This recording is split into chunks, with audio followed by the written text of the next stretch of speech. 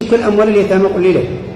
ليش تأكل أموال الشهداء؟ عندنا دائما تأكل دم الشهيد، تأكل دمه، هو الدي دمه، ولكن عليك ولا عمل لك وكالة ويكلت ناوله. لكن هياكل عادي وعاد يترجم لنفسه وعاد يبرر لنفسه. عيب. الناس ما عينوك واختاروك ووكلوك إلا لأنهم وضعوا كل ثقتهم بك أنك أمين. لا تأكل حقه، لا تأكل دم الشهيد ومرته وعياله ماش معاهم شيء. كم من الذي أكلوا أموال الشهداء؟ كثير. وحق الجرحى كثير. حتى حق العسكر الأحياء وكل حقه. ليش تأكل حقه؟ ودو تاعب وجالس بالجبهة، ليش تأكل حقه؟ كيف تحلحل كيف تركبها يا أخي؟ أي جسم نبت من السحت فالنار أولاده. لا تأكل حق الناس يا رجال قدامكم عندكم في المسجد أحرق نفسي بالمسجد، طلعت راسه وجا حرق نفسه، ما كملش يحرق إلا وقع عملوا حملة بالفيسبوك إنه المارب بس، وإنه عسكري بالجيش الوطني. عيب يا أخي عيب يا أخي، ما يجوز، لا تكذب.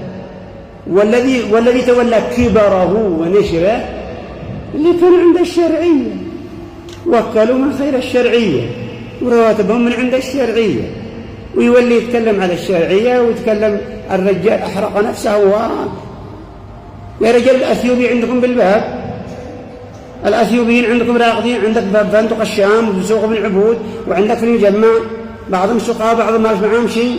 أين واحد اللي قتل نفسه ولا حرق نفسه؟ ما هل اليمنيين يا أخي جنوا؟ حتى الأثيوبيين راقدين فوق الرصيف فوق الكرتون، عاد بعضهم مخزن، عاد بعضهم معه تلفون آخر صيح، عاد يتواصلوا بالعشين بالليل مع أبوه وأمه للبلاد إيمو صوت صورة. وصاحبنا حلقت عليه وصربت بزلها وقام يسكبها وقاه والطاج ليش قالوا كان ضابح. ما دخلك تقتل نفسك أنت؟ هذا الرجال شاقي يبيع مساوي، يبقى الصباح يبزل رقعه شوي ماء يمسح سيارته كل لقمة. ما لك أشبقي باليمنين يا أخي، مش الخبر إني مرة نقعت لما الجبل وإن واحد شباب ولي يربط نفسه بالحبل ولاقه في البيت، وإن واحد ضابح بزل علبة حق بترول ويا حبيبي طابع الماء. فلا النبي أنت مالك؟ أنت معك عقله ولا طحيني ولا زبادي براسك. عيب يا أخي. حتى المجنون والله ما يعمل، والله ما أرضي المجنون يقطع الزفير. أنت معك عاقل يا أخي، ما أرضي يقطع الزفير تقول الليل هي قلق العاقل سيارة. صلى على النبي إن اللهم صل على رسوله. ومجنون ما أرضي يقطع الزفير قلق سيارة. إن أنت أخبار قلنا أنت هذا أحلق من النجم وصاحب نفسه معول بس ورجال عاقل ما شاء الله حلقت أي وصلت واللي يقتل نفسه على كل لقمة ما جالسين داخل عندك في الحصون ملام ساكنين عند الناس الطرابيل ويشطوا شقة ويجمع البيت فوق الريال وسافر عدونا عدو مسافرين مكة عدو سافرين السعودية يشتغل يغترب. وصاحبنا حلقت عليه وصلت واللي يقتل نفسه. ومن قتل نفسه بحديدة ولا بماء ولا بأش ما كان ولا بزيت ولا ما كان ولا بما كان ده نفسه إلى النار. ليش هذا كله؟ ما الذي أصاب اليمن واليمنيين حتى وصلوا إلى هذا المستوى؟ وتجد من أبناء البلد من يصور ويحمل الفيسبوك ما شاء الله وأخبرني ثقة وأطلعت من مصادر. يا رجال عيب عليك يا صاحب المصادر، وأنا عارف لك تماما لا عيكذب إنه كان معي مصادر. صاحبنا هذا إذاعة متكرلو معانا مراسلين أحد حرق نفسه اللودي كابن العالم أنا بالله. لكن ما بش ناقشوا هذا كان عسكري في الجيش الوطني وهذا كان جريح، هذا سرقوا حقه وهذا كان وأمواله وتحسب بعضهم يدخل لي على ما بالله طاق ينصح مو قالوا على ما قالوا والله حملني الله يحملك. لو قعدت مثل قلب حق القمامة. بعضهم ناقل، بعضهم يا إخواني بعضهم في الفيسبوك والتويتر والماسنجر وغيرها والله أنهم مثل البورد حق القمامة يكب نفايته كلها وهو لا يعلم. ما لك علاقة بالموضوع ولا يعنيك الموضوع وما من كاتب إلا سيفنى ويبقي الدهر ما كتبت يداه، فلا تكتب بكفتك غير شيء يسرك في القيامة أن تراه.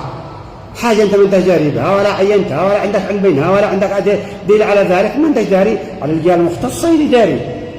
لكن يقول وأخبرنا واطلعنا وأنا أعرفهم عن قرب، صعب يعرفون عن قرب، ركب الميكروسكوب يعني وشافنا عن قرب، مجانين يعني. فالواحد أحيانا ينتبه مثل هذه القضايا أحيانا. أيام العشر إن شاء الله تعالى تبدأ من يوم الاثنين، دي ما شاء الله فارغ أموره طيبة وسابر، مثل ما قال الشيخ عبد أيضا الأمر فيه سعة، صام، قرأ القرآن، أذكار الصباح والمساء، محافظ على صلاته، محافظ على دعاء، محافظ على قيامه، جاء يوم عرفة توكل على الله وشاف الناس صاموا، صام يجزي الناس من صام عرفة من أجل سنتين، طيبة الدنيا سابر. لكن عنده عمل ولا هو مريض ولا بينه شيء، الأمر له يأخذ له حكم ولا يحمل نفسه الجو. محافظ على صلاة رجال القلوب تعبانة، ما عاد أثر فيه مواعظ، ما أثر قال الله قال رسول الله، ما أثر فينا كلام الله ولا كلام رسول الله. إن لم يؤثر إذا ما أثرش بيننا لا قول الله ولا قال رسول الله قل لي موعد يأثر. الشعر، الأناشيد، الغناء، هذا أحسن من هذا الكتاب. قال لو أنزلنا هذا القرآن على جبل لرأيته خاشعا، جبال تتصدع وقلوب لا تخشع وعيون لا تدمع، وما أثر القرآن الكريم وقاف عند حدود الله، ما يتعديه، ما يتعدي حد الله ولا يكون حق أحد ولا يأذي مسلم أبدا. كف أذاك عن أخيك المسلم، أنت صايم كف أذاك بقول أو بفعل، لا تؤذي صغيرا ولا كبيرا، لا رجال ولا مرأة، لا بقول ولا بفعل.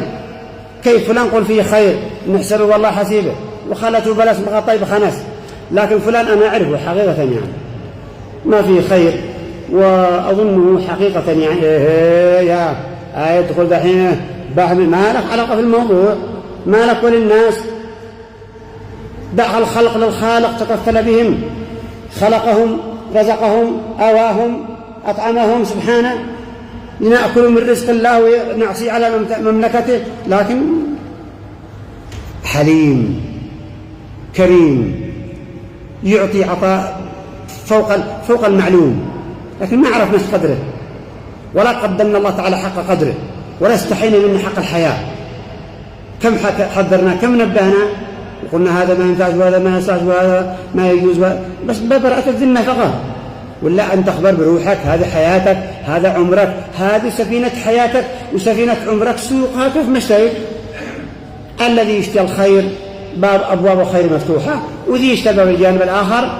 قال الله عن أصحاب النبي منكم من يريد الدنيا ومنكم من يريد بعدين قال الله لا قال وسعى لها سعيها، ذي يشتري الآخر ويسعى ويتعب الجنة والنعيم المقيم، وكل واحد وعدها الله تعالى بالنعيم المقيم الأبد السرمدي إلى أن يأذن الله جل وعلا برحيلنا. عظمنا الشعائر، أقمنا حدود الله، استحينا من الله، حكمنا رسول الله، سرنا مع ابن عبد الله إلى أن يرضى الله. ما كل الناس يرضي إلا لا رضي، ما هم لم يرضوا عن أحد أبدا، ما لنا ولهم، لكن رضا الله تعالى من أحب الأعمال كما قال إدخال السرور على مسلم. ليش ما تدخل عليه السرور؟ ربي أنعم عليك، ربي يدي لك، ربي أكرمك، ربي رزقك، وربي فتح عليك فتوح العارفين، ليش ما تديله؟ وبعدين المال دي عندك ما تحقق يا أخي، لما يحشقك الناس مش حقك، هذا مال الفقير. وآتوهم من مال الله الذي آتاكم، حق الله هو حق الفقير عندك، بس أنت دلال. الفقراء هم الذين يحملون حسناتنا إلى يوم القيامة، لكن بدون أجر، بس بدون أجر. لكن أحيانا يجي لك أنا ما أستطيع الدنيا سابرة، يدي الله مرض، يدي الله عاهي، يدي الله مشكلة وتبقى أكثر. إن الحسنات من عملين تدفع النقم، تدفع البلايا، يدفع البلايا. ما يصاب لا بمرض ولا بعاهة ولا بشيء، تحصل ما شاء الله صحيح فصيح، هو ومرته وعياله، ما الخبر بينه وبين الله سر، أيدي ممدودة، ما يقصر مع أحد، ما يرد أحد، يجود كريم، مثل ما كان النبي يعطي عطاء من لا يخشى الفقر صلى الله عليه وسلم. الرجال سأل بين الناس وعاد الدليل عادي وصلت سحولية يمانية، قال يا رسول الله اهدنيها، الدليل دهالية لرسول الله. النبي يستحي ما يرد أحد أبدا، دخل فقد غير وجه، قال والناس ما زالوا يؤخذون وكزوا بالخبر هذا، ما لك هذا رسول الله أنت تعرف أنه الدين ما يتراجع؟ قال لما قال أين السائل؟ هم من يقول معاي اشتيش؟ قال فرصة تعوض من حق رسول الله. قال أنا يا رسول الله. قال هي لك وأخذه على طول البيت. لما عينت المرأة قد جاء والبردة معقد قميص من هذا؟ قال قميص النبي. قالت أواه عليه، هل شكوت الله إلى رسول الله بأنك فقير؟ قال الله لا والله بس سألت النبي فأعطاني. قال لها يا أمة الله إذا أنا مت فاجعليها كفني، حتى إذا جاء الملائكة وسألوا من ربه أقول ربي الله، ومن قال من نبيه أقول هو محمد وهذا قميص. هذا هو.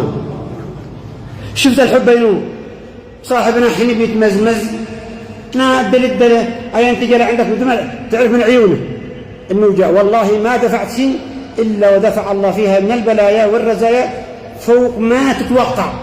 لكن إحنا أحيانا نشد ويدي الله أخلاق ثانية وبعد ذلك يقول أي شيء فالصدق. أي حين قال الخبر يا متى في آخر المصار مدور الله دور فقط قال فالصدق ويكون من المحسنين. فاتك وعلى كان يدين وينفق من ماله ويدخل سرور. نفعت واحد ست نفعت بأي مصلحة حكومية ماشي مني شيء، لأن أسعى في حياة أخي حتى أقضيها له يقضي لك حاجتك. ما قد دفع الله عنك هم ولا غم ولا مشكلة أو كان معك بعض قالوا قاسبرت تعد من قالوا فرج على الرجال فرج علي دنيا سابر. أذكر لكم قبل مجزع هاي سعيدنا رحمه الله كان سعادة معي معسيرة هايلوكس قديمة جدا. كان يجي أول سواق عرض صلي مرة عرض صلي بمنطقة يعني يلي مسمارة ونزل ودخل المسجد والمسجد قديم جدا وكان دائما إذا صلى يجي يصلي مغرب عشاء ما يخرج. كان قادر يجعد موكب أوله نقل يسلح وآخره قاهو بكتاب طيار والزرط موجودة طيارة ينزل ما بش. لكن الريال والزرط مجتين زرط العقل آلة مجنونة عقل. عرض صلي بالمسجد جلس يقرأ شوية ورجع كان ما شاء الله كان المعوز والشميس ما حد صدق أن هذا التاجر الملياردير أن هذا فلانا. لما كان صلى العشاء وصاحبنا الله يرحمه جلس يراعي على طفي الفانوس وهو جلس يصلي عشان يوتر ويخرج ويقول هي حاجة الليلة اخرج مش نغلق لها عاد يسرق الفانوس ويقول الله أكبر. والمرافق حقب الصرح شوي وقال هي حاجة نشتي نطفي عاد يشتي يكمل السنة ويشتي يكمل يركع داخل لا داخل مسكين ونادى قال الصرح هانا يا أخي هانا نشتي نغلق يسرق الفانوس وانت حانب لك. المرافق نكعيشتي يتكلم قال لو سمحت خلي لي ما يعرفك ما يقدركش ما عليه. كمل صلي وطلع شاف المنطقة ظلام والناس والمسجد صغير والمسافرين مليان فدعي صاحبنا يديه فقال تعال من العاقل عندكم هنا وعين عندك هذا عين بالمعوز والشمس حقا وانت عايش تشتي منه حق واحد واضح عايش تشتي منه. قال نشتي نعمل له مسجد قال دين لك ولا قال لأنه هو دحين معمل يا أخواني معمل ثمن ذي قباله الرجاء سعاد ما له شركة الهنجمة والسيار. قال لي نشتي نعمل لكم مسجد قال دين لك ولا قال إن أنت قال الله هذا أجمل جامع. رجع طلع بطاقة من الجيب وقال أنا آسف معك أخوك فلان قالوا يا قم إلى أنا والله ما لي علم وانت خلني أخبرك بالخبر إحنا مش دارين وبدأ يشكي علي بالخبر يشوف المسجد حقنا بغير عندك عين كيف حالته ما بش معنا مسجد والناس عندنا زحمة والناس بالقرية. قال هات ورقة اكتب لي أسماء الفقراء عندك. قال دورت ورقة ما بش بس حق سجارة حق كمران وسجل من عند الطارف واحد بعد واحد اللي يعرفهم كلهم مران الكشف.